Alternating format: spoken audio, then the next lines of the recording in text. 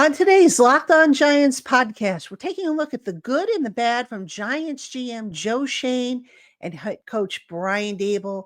How much have they done to build up the team, and how much have they done to damage the team? That's coming your way next on the Locked On Giants podcast.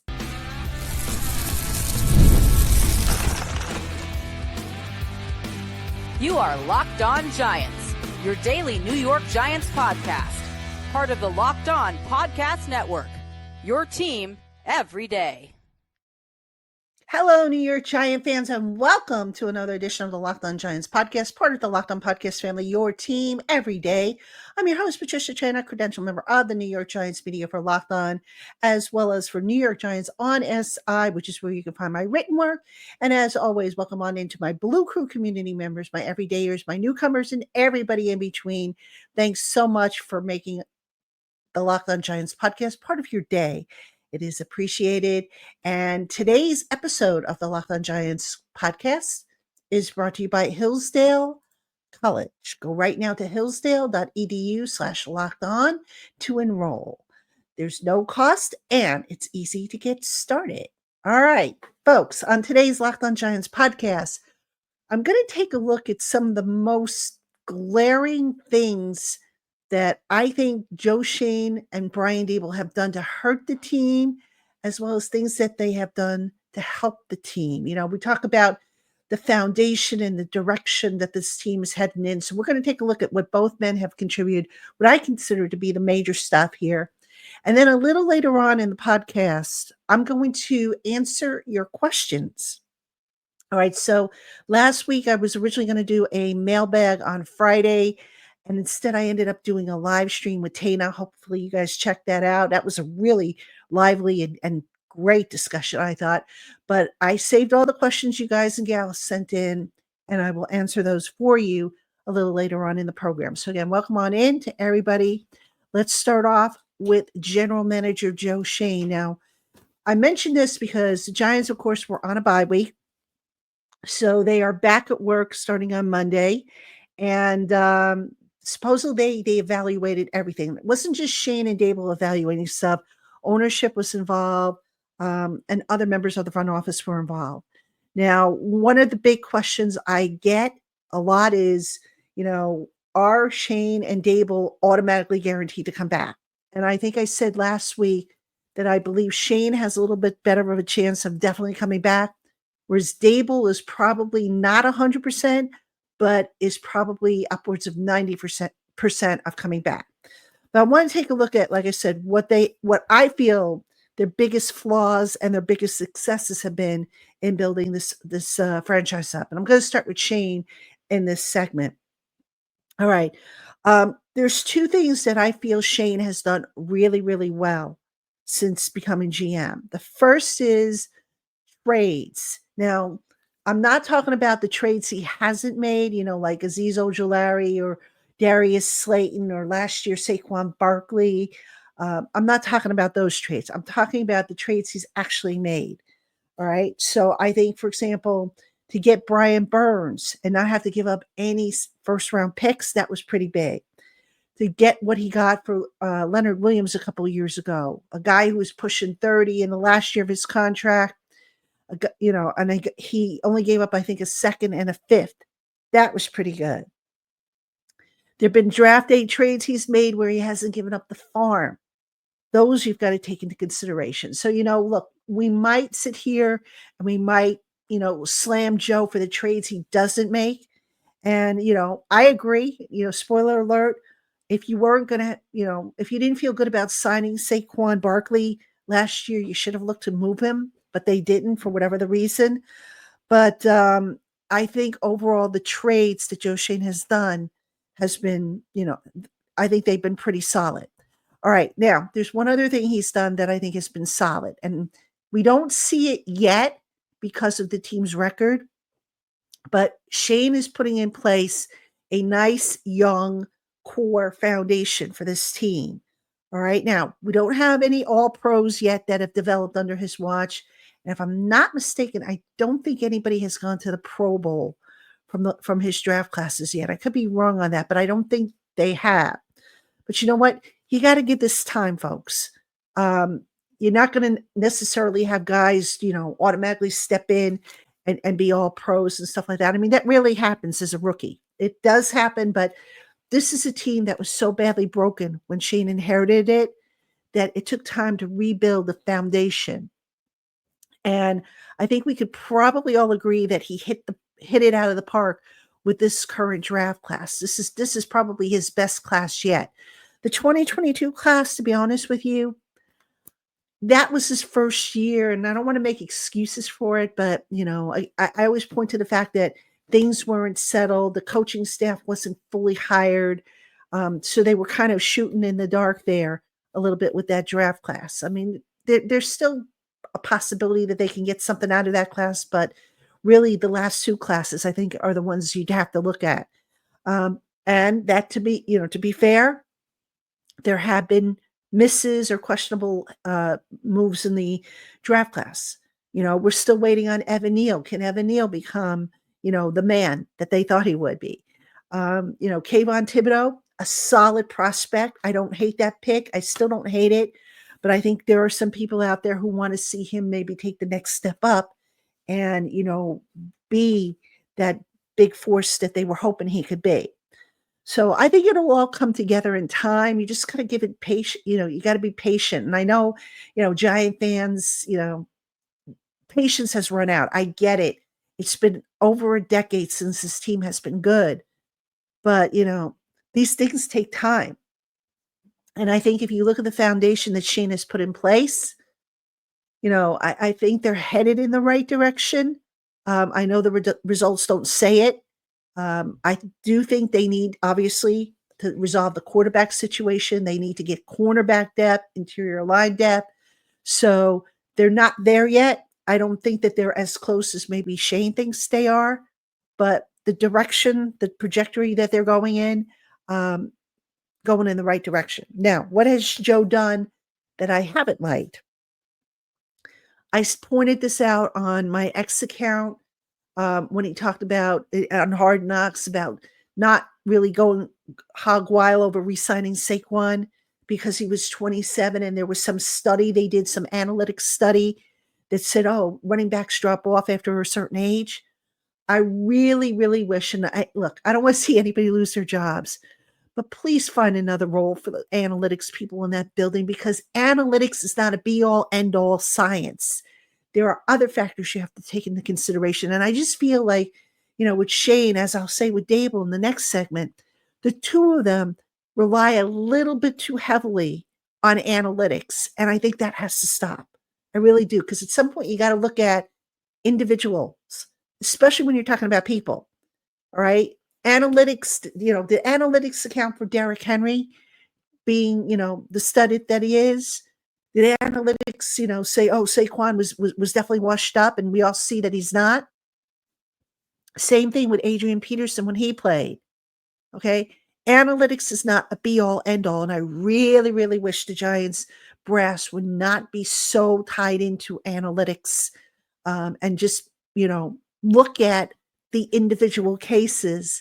How does a guy respond to taking care of his body? What's his injury history? How did he rebound after that? Just the tangible stuff that you could see and probably measure by just looking at it and talking to the person. So that's definitely something that I feel he hasn't done well. Now, I know a lot of you are going to say, well, what about the contract that he gave to Daniel Jones? Folks, the fact that he left an escape hatch in that contract tells you all you need to know. All right. I have said this many a times. I'll say it again. The plan was to sign Saquon Barkley to a long-term deal, have the franchise tag available for Daniel Jones, and use it on him. When Saquon's side refused to play ball, then unfortunately Joe had to flip everything. Because remember, the Giants had gone 9-7-1 in the playoff in that first season. They made the playoffs, won a game, and they were drafting 24th, I think, that year. So they weren't going to get a franchise quarterback. Some of you are like, well, they should have let Daniel Jones test the market. Yeah, and if they had lost him, then what? It wasn't like you were going to draft, a replacement.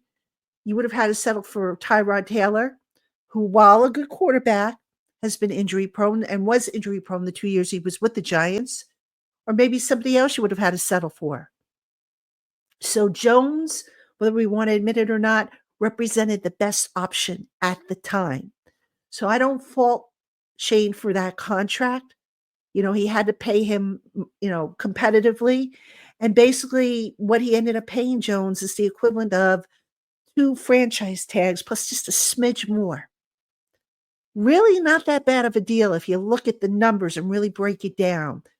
But again, if Jones was, if Shane was convinced that Jones was the guy moving forward, the answer, I guarantee you there wouldn't have been an escape hatch after 2 years.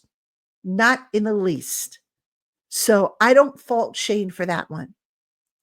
I don't. I don't think that contract was such a monstrosity to where, oh my gosh, And even, the injury guarantee, and I don't want to get too deep into this. Actually, I'm going to save that injury guarantee because I did some more work on the numbers. I'm going to hold that off until we get the decision on the quarterback. Probably we'll get that on Wednesday, I would think. So anyway, going to take a quick break, and when I come back, we'll talk about the pros and cons of the job that Brian Daboll has done. So don't go anywhere. Hey, Giant fans, time is our most precious commodity, so don't waste it scrolling through the same mind numbing content for hours and hours. How can you spend it wisely to improve yourself? Our sponsor, Hillsdale College, is offering more than 40 free, that's right, free online courses, including literature, mathematics, fine arts, history, economics, and so much more. There's no better way to expand your knowledge and challenge your mind than to open it to learning something new from Hillsdale College's vast catalog of online courses.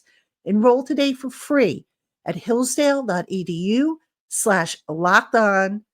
There's no cost and it's easy to get started. Again, that's hillsdale.edu/lockedon to register. Hey, Giant fans, Prize Picks is the best place to get real money sports action. With over 10 million members and billions of dollars in awarded winnings, Prize Picks has made daily fantasy sports accessible to all. You just pick more or less on at least 2 players for a shot to win up to 100 times your cash. Make your picks in less than 60 seconds and turn your sports opinions into real money all season long. And be sure to check out Prize Picks weekly promotions that can lead to big payouts, like Taco Tuesday, when every Tuesday Prize Picks discounts select player projections up to 25% to give you even more value for your lineups. Sign up today and get $50 instantly when you play $5. You don't even need to win to receive the $50. It's guaranteed.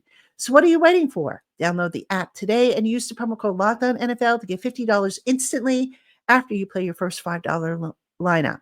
That's code LOCKEDONNFL to get $50 instantly after you play your first $5 lineup. Prize Picks, run your game. All right, everybody, welcome back to the Locked On Giants podcast. I'm your host, Patricia Chana, and coming up on the Locked On Giants podcast, for those of you who are wondering, the Giants sent out the media schedule for the coming week. Brian Daboll is not speaking to the media until Wednesday. On Monday, we're going to hear from the players. So I don't believe we are going to get any word about what they decided with the quarterback. I think Daboll is going to wait till Wednesday because, as you guys probably know, usually the coaching staffs of the upcoming teams, they do their game planning on Monday night into Tuesday. And then, they roll out the plan for Wednesday, Thursday, Friday. And don't forget, the Bucs are also coming off of a bye too. So they've had plenty of time to maybe look at all 3 quarterbacks. But look, if you're Brian Daboll, why put that out there until you have to? And so Wednesday's probably the day they're going to do it, I would think. Now, if they do, if the news does come out before that, I will obviously do an emergency podcast for you guys to talk about the decision and just, we'll see what he decides. All right, let's talk about then, speaking of Brian Daboll, the things that he's done that I like and don't like. And I mentioned analytics in the last segment. You guys know how I feel about analytics, but the biggest thing I think that Brian Daboll continues to come up short in doing is how he gets his team ready in training camp. I've been screaming about this for, I think, the last 2 years, and I'll continue to scream about it. All right.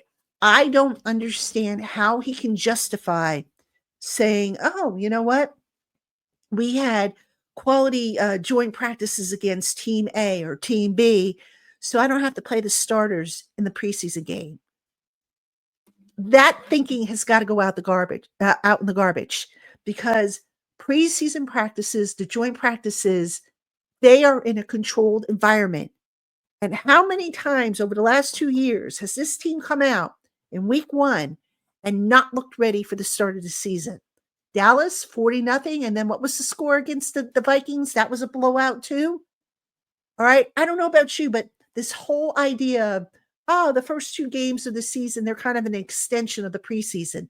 That's gotta go out the door, because those 2 games count towards the standings. So I really, really don't like that excuse or that line of thinking. I think it's an excuse is what it is.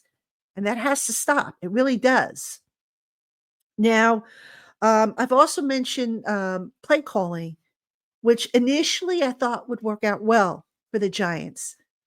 And, there are pluses to Dable calling the plays, and then there are not pluses to him calling the plays. So, I don't think that's gonna be something that they change. I know that Dable likes to do it, it's his decision, but I also know that there are people in the building who would rather he not. Maybe turn it back over to Kafka if he's here next year, or if Kafka leaves, as I think he will, maybe turn it over to Shea Tierney. So, that I could take or leave with the play calling, because there are times when Dable is creative. And then there are times when you sit there and you look at the game plan and you go, "What are you doing?" And that, I think, is something you can point to the last few games, where you just look at the overall game strategy and you're like, "What exactly are they trying to do here?" It just hasn't made sense. Now, what do I like about what Dable has done? This is, you wanna call this a reach, I'm fine with it. But Dable, for the most part, does not throw guys under the bus like previous coaches have done. All right. Now, there are some that say, well, he probably should start, throwing some guys under the bus, demanding accountability publicly.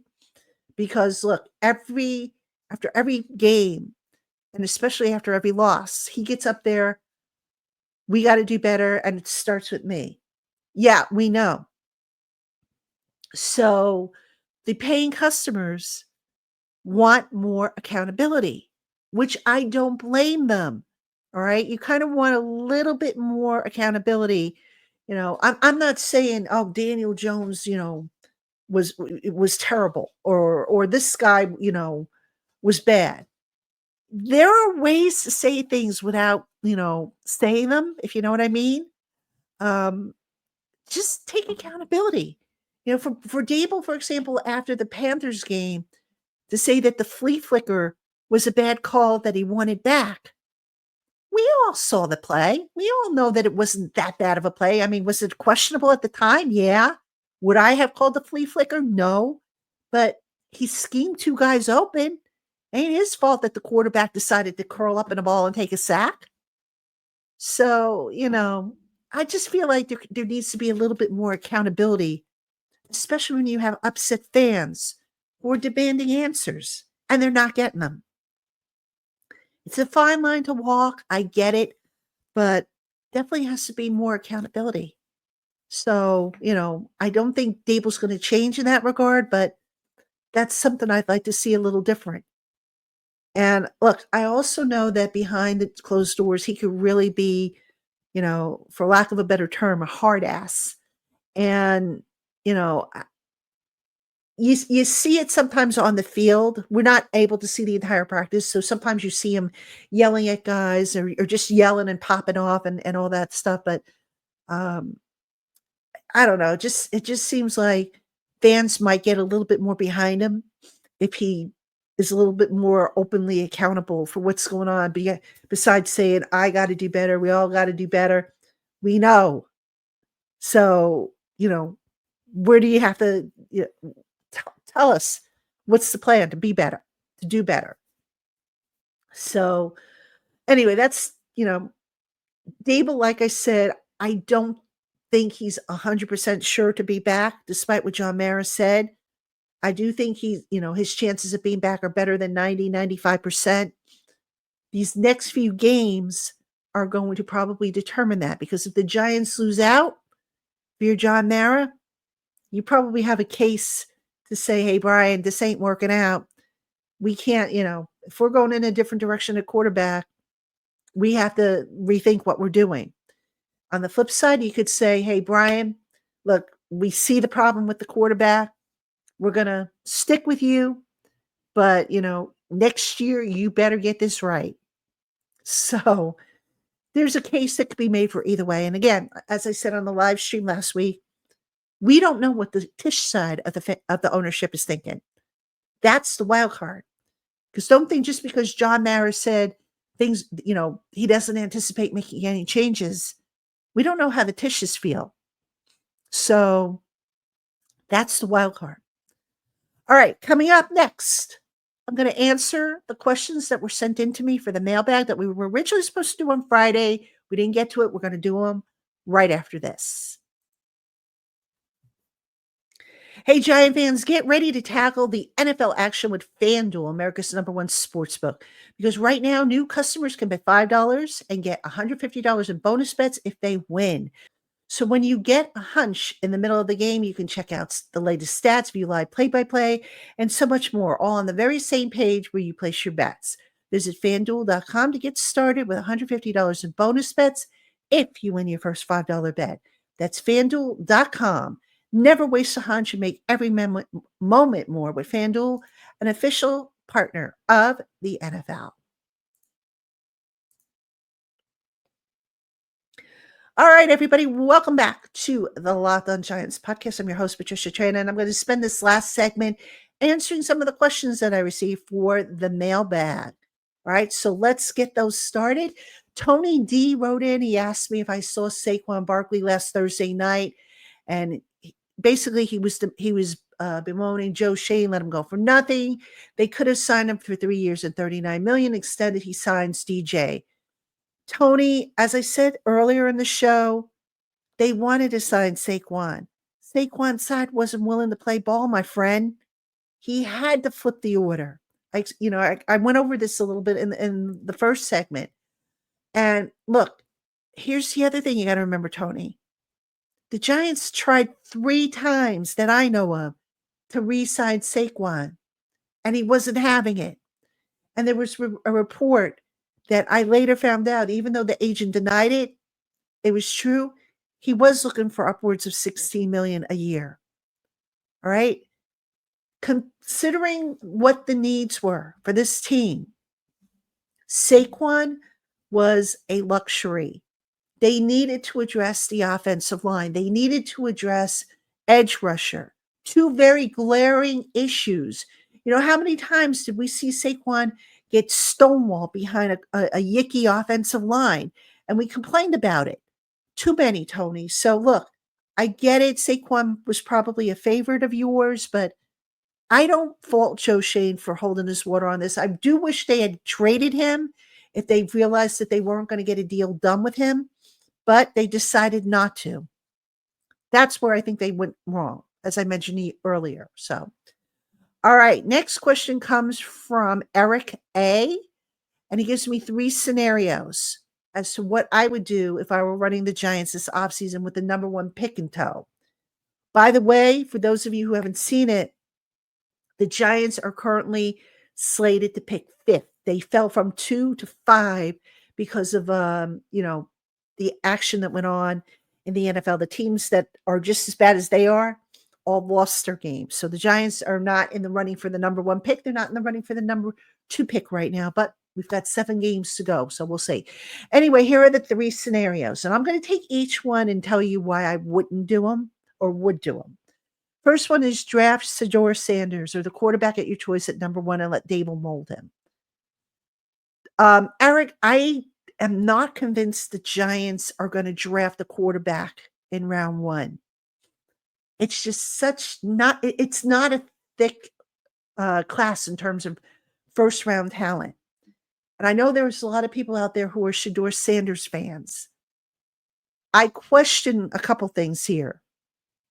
Number one, we all know Deion Sanders, Shadeur's father, is like, I'm going to step in if somebody tries to draft my son and I don't think it's a good environment. Let's be real here, okay? If Daboll survives, you figure next year he's got to start winning if he's going to survive another year. So if you're Deion Sanders, do you really want your son going to the Giants not knowing that for sure that the head coach is going to be in place? I would be surprised if Deion feels that way. Just my guess. If you're the Giants, do you want the possibility of Deion interfering and exerting his coaching and, doing things and creating a circus if they draft his son? So there's two sides there. Shedeur Sanders, very talented. If the Giants drafted him, would I cry about it? No. I just don't know that it would be a fit for either side. So I don't think that happens. All right. Then you ask about trading for Tyson Bagent. Bears get Giants 2025 sixth rounder and a 2026 fifth rounder conditional to a 2026 fourth rounder if Bagent takes 75% of the snap and take Travis Hunter number one. Again, with Travis Hunter, if Deion's going to get involved with that, I don't know. I mean, they need a cornerback. What position is Travis Hunter going to play in the NFL? Is he going to continue to be two-way? I don't know that he will. So is he going to be a receiver or is he going to be a corner? So I don't know. I wouldn't trade for Tyson Bagent. You're assuming that the Bears are going to want to trade. So I don't think I would make that trade. No. I mean, I want draft stock because what I think the Giants are going to do with quarterback, they're going to sign a veteran to serve as kind of like a bridge, and then we'll see where things are at in 2026. All right. Build up draft capital in the meantime so that if you've got to move, you're in that position if you need to. So no, I wouldn't do number two either. All right. And then you say trade for Kirk Cousins. Atlanta gets 2026 fifth rounder, conditional to a 2026 third rounder if Cousins takes 75% of the snaps and takes Travis Hunter number one. All right. You know how I feel about Travis Hunter. Good player, but I don't think that he I don't think he's going to be in line for the Giants. I would be shocked if the Giants go down that path. I really would. Kirk Cousins, again, my feeling is why would you want to trade for a guy who's what is he, 30 something now? He's 36. All right. Kirk Cousins is owed $35 million next year and a $10 million roster bonus. That is a cap hit of, I want to say, 32.5? No, wait, it's 45 because the prorated signing bonus, which Atlanta would pick up, is 12.5. So, yeah, I don't know. I don't think I would trade for Kirk Cousins. I really don't. I mean, if I'm being honest with you, if I have to pick one of those scenarios, Eric, I would probably pick number one, draft the quarterback of your choice and let Daboll mold him. I just don't know that I would go with Shedeur Sanders because, like I said, I don't know that both sides are going to necessarily want each other. But, it's early, so we'll have to see, obviously. Thanks for the question. All right, next question comes from Susan R. From a fan of 50 years, what is the vision and what is the plan for the Giants under Schoen and Daboll? Very simply, Susan, they're building up the foundation. When Schoen inherited the team from Dave Gettleman, the foundation was severely broken. There was no solid young talent other than maybe for Andrew Thomas and Dexter Lawrence. You're going to need a lot more than Andrew Thomas and Dexter Lawrence to win. So he's building up a foundation, a core group, and look, you mentioned you've been a fan for 50 years. Do you remember when George Young inherited the Giants back in 1979? Took him what, 3 years to build that team up, build up a foundation? You got the franchise quarterback, you got LT. He started adding pieces around them. It takes time, Susan, to build up a team that is so badly broken. And I'm not going to say that the Giants of 2024, or I should say 2022, when Shane inherited them, were as badly broken as those teams in the 70s from the 15 years of lousy football, but they're pretty close. So you have to build up. You have to build, develop, and retain the key pieces, all right, that fit your scheme, that fit the direction you want to go in. That's the plan. I can't put it any simpler than that. No slogans, no fancy talk. That's what I believe the plan is. Okay, Rich G. He asks, the Giants are tied for the worst record in the NFC. If they are close to last in available money under the cap, how can that be? Poor management. Rich, it's the cost of doing business. It's what it is. I mean, just because you're at the bottom of the barrel doesn't necessarily translate to, you're the worst team or, the greatest team. All right. According to Over the Cap, you know who's in dead last right now? The Bills. The Bills have 1.55 million in cap space. They're doing pretty good. Didn't they just beat Kansas City? Hand Kansas City their first loss. Now, understandably, also at the bottom, you have the Panthers, who are just as bad as the Giants, although maybe better since they beat them. The Giants at 2.86. You have the Broncos, who are doing okay. Then above them is the Jets, 3.16. The Chiefs at 3.227.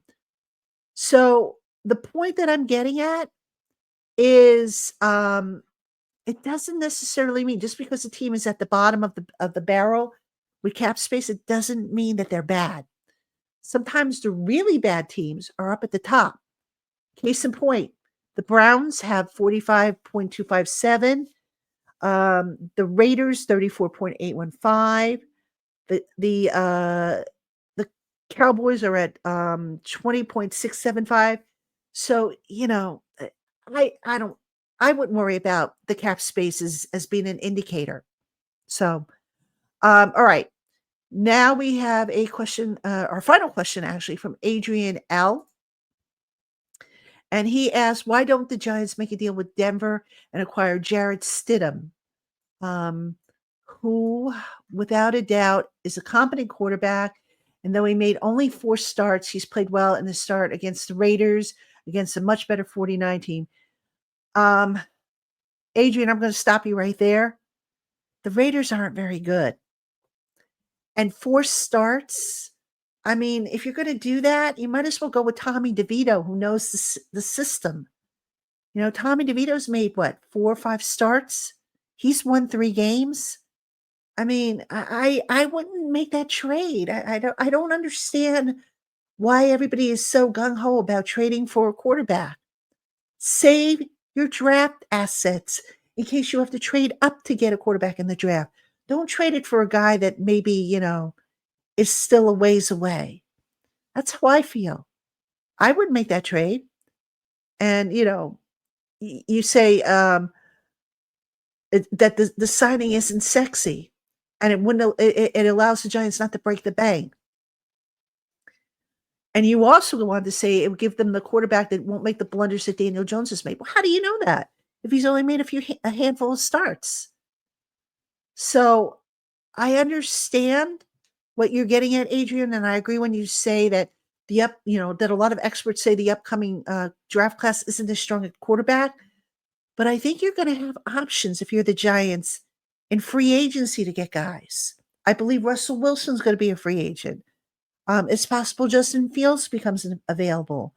Maybe Will Levis becomes available. I mean, there's going to be options. So I would see what those options are in free agency before I would start thinking about making trades, because draft picks are valuable. You want to have them so that you can move around the board if you need to. regardless of what the position is. And we know this team, besides quarterback, they need cornerback, they need interior defensive line, they could probably use another edge rusher, another receiver. This team is not one player away to where it's worth, in my opinion, to trade assets. So, just my thoughts on that. I'm sure y'all disagree or agree with me. That's fine. But I would hold my water if I'm the Giants. But that's why I'm not the GM of the Giants. So, and I wouldn't want the job anyway. Anyway, folks, that's going to do it. That's all the questions we've got. And of course, that's going to do it for this edition of the Locked On Giants podcast. Be sure to tune in tomorrow. I'll have an all new show for you. And then, like I said, eventually the decision's coming. I'll have a reaction show. Oh, and before I forget, I'm hoping that I will have a current Giants starter on the program. I'm just waiting to find out the timing. So hopefully I will have that person on. And if you checked out the live show back on Friday, you know who the player is in question. So if you want, go back and check that out. Again, that was a great conversation I had with Tana. So, all right, Giant fans, that's going to do it for me. I'll see you tomorrow.